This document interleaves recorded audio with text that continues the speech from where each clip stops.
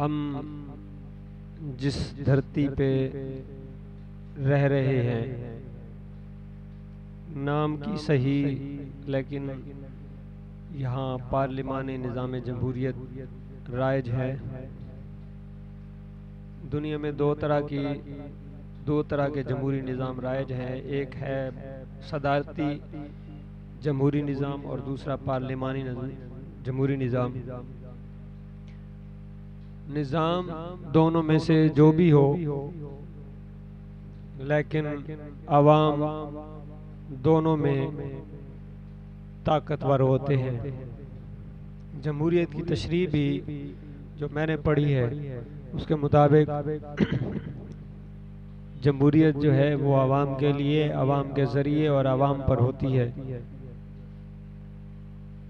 اب یہ ضروری ہے کہ عوام پر حکمرانی کرنے والا بھی عوامی نمائندہ ہی ہو۔ اگر کوئی آمر مرضی مسلط کرنے والا شخص ان پر ہوگا تو اسے جمہوریت پسند نمائندہ آپ نہیں کہہ سکتے۔ میں یہ تمہید باندھ رہا ہوں صرف اور صرف اپنے موضوع کی طرف آنے کے لیے۔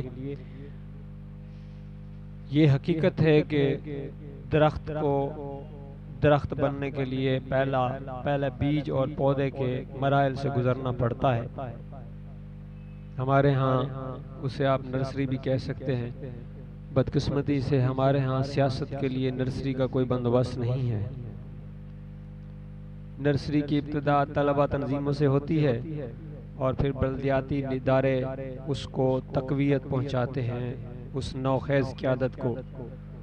بدقسمتی یہ ہے کہ جس طرح سے جاگیرداروں نے آکٹوپس کی طرح لوگوں کو، معاشرے کو جکڑ رکھا ہے، ویسے ہی ہمارے ہاں بلدیاتی ادارے بھی انہی جوکوں کی شکنجے میں جکڑے ہوئے ہیں۔